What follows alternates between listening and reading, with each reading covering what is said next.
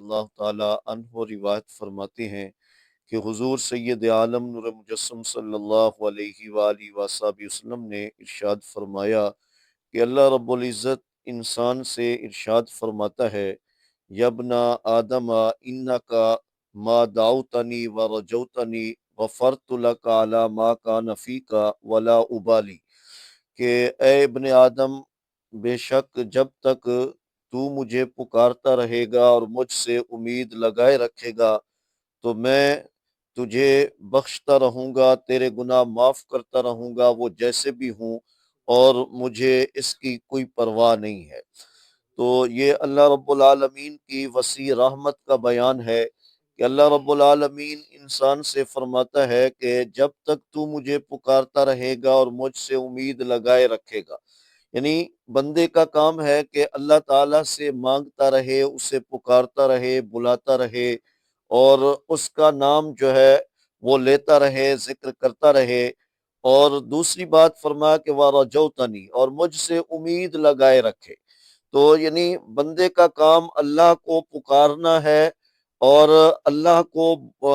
جب تک وہ پکارتا رہے گا اور اس سے رحمت کی امید لگائے گا تو فرما کہ اللہ تبارک و تعالیٰ اس کے گناہوں کو بخش دے گا۔ اللہ فرماتا ہے جب تک یہ دو کام تیرے اندر ہوں گے، کہ یعنی وہ محروم اس وقت ہوتا ہے کہ جب وہ مایوس ہو جاتا ہے۔ اللہ تعالیٰ کی رحمت سے مایوس نہیں ہونا اور اس کے در کو چھوڑنا نہیں ہے، اس کے نام کو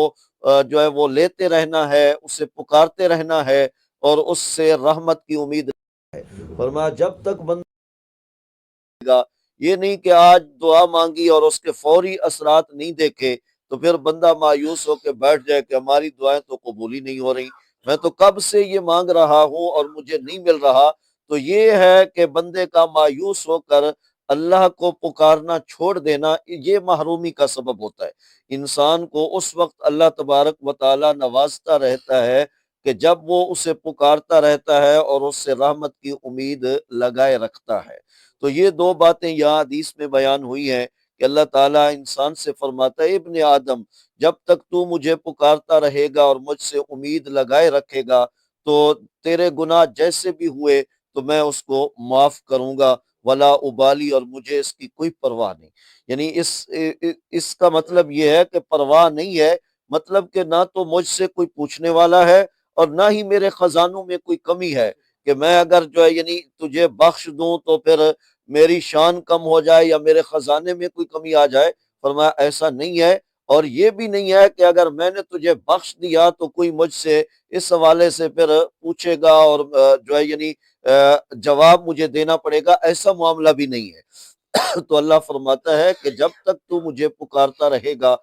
اور مجھ سے امید لگائے رکھے گا میں تجھے اس وقت تک بخشتا رہوں گا، تیرے گناہ جیسے بھی ہوئے مجھے اس بات کی کوئی پرواہ نہیں۔ اور پھر حضور فرماتے ہیں کہ اللہ تعالیٰ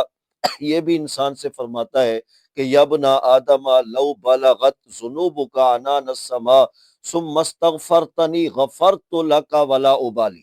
کہ اگر تیرے گناہ آسمان کی بلندیوں تک پہنچ جائیں، یعنی اتنے گناہ ہوں کہ زمین سے لے کر آسمان تک تیرے گناہ ہی گناہ ہوں، ثم استغفرتنی، پھر تو مجھ سے استغفار کرے تو غفرت لک ولا ابالی، میں تجھے بخش دوں گا اور مجھے اس بات کی بھی کوئی پرواہ نہیں ہے۔ یعنی بندہ چاہے کتنے ہی زیادہ گناہ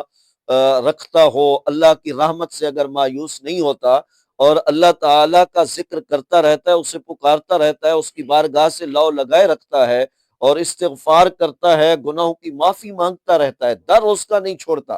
فرمایا گناہ تیرے چاہے آسمان کی بلندیوں تک پہنچ جائیں لیکن تو استغفار کو نہ چھوڑے، استغفار کرتا رہے تو اللہ فرماتا ہے کہ میں تجھے بخش دوں گا اور مجھے اس بات کی کوئی پرواہ نہیں۔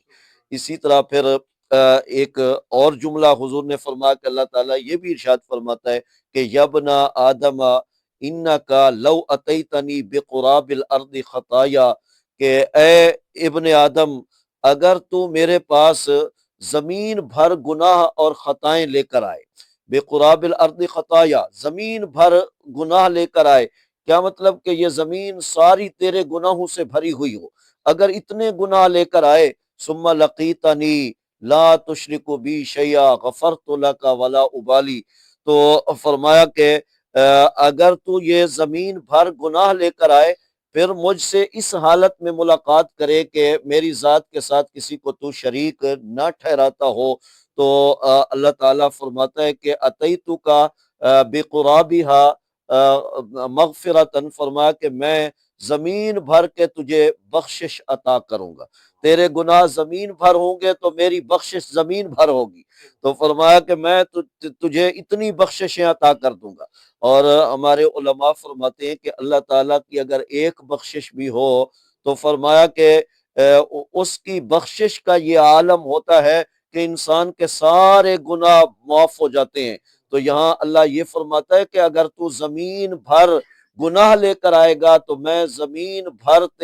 تجھے بخششیں عطا کروں گا، تو ایک بخشش نہیں بلکہ اتنی بخشش کی انتہا کر دوں گا کہ زمین یہ ساری زمین جو ہے وہ بخشش سے بھر جائے گی۔ تو اللہ کی ایک بخشش انسان کی کامیابی کے لیے کافی ہو جائے، تو جہاں اللہ تعالیٰ اتنی بخششیں عطا فرما دے کہ پوری زمین اللہ کی بخشش سے بھر جائے، تو آپ اندازہ کریں کہ اللہ تعالیٰ اس انسان کو اپنی رحمت سے کتنا حصہ عطا فرمائے گا۔ تو فرمایا کہ اے انسان اگر تو میری بارگاہ میں زمین بھر خطائیں لے کر آئے لیکن ملاقات تیری میری اس حالت میں ہو کہ تو نے میرے ساتھ کسی کو شریک نہ ٹھہرایا ہوگا، تو فرمایا کہ پھر مجھے اس بات کی کوئی پرواہ نہیں ہے کہ میں تجھے زمین بھر بخششیں عطا کروں گا۔ تو اللہ رب العالمین کی وسیع رحمت کا بیان اس حدیث پاک میں کیا گیا، تو جس کا بنیادی درس اور بنیادی سبق یہی ہے کہ بندے کا کام اللہ سے مانگنا ہے، اور اس ذات کریم کا جو ہے یعنی وہ اس کی رحمت بے بہا ہے، تو وہ مانگنے والے کو عطا فرماتا ہے، تو اس کا در نہ چھوڑا جائے، استغفار کیا جائے، گناہوں کی معافی مانگی جائے، اسے پکارا جائے، اس کے نام کا تذکرہ کیا جائے، اس کی رحمت سے امید لگائی جائے، تو اللہ تعالیٰ دامن کو رحمتوں سے بھر دیتا ہے، اور اللہ تعالیٰ انسان کو بے بہا اور ان گنت بخشش عطا فرماتا ہے۔ اللہ تعالیٰ گناہوں کو معاف فرما دیتا ہے اور فرماتا ہے کہ مجھے اس بات کی کوئی پرواہ بھی نہیں ہے کہ ایک انسان کی بخشش کرنا کوئی اللہ کے لیے مشکل کام نہیں ہے، اس کے خزانے رحمتوں کے اور اس کے خزانے مغفرتوں کے بے بہا ہیں، اور ان کی کوئی انتہا نہیں ہے، لا محدود خزانوں کا مالک ہے۔ اللہ تعالیٰ مجھے اور آپ کو توفیقات عمل نصیب فرمائے۔ وآخر دعوانا ان الحمد للہ رب العالمین۔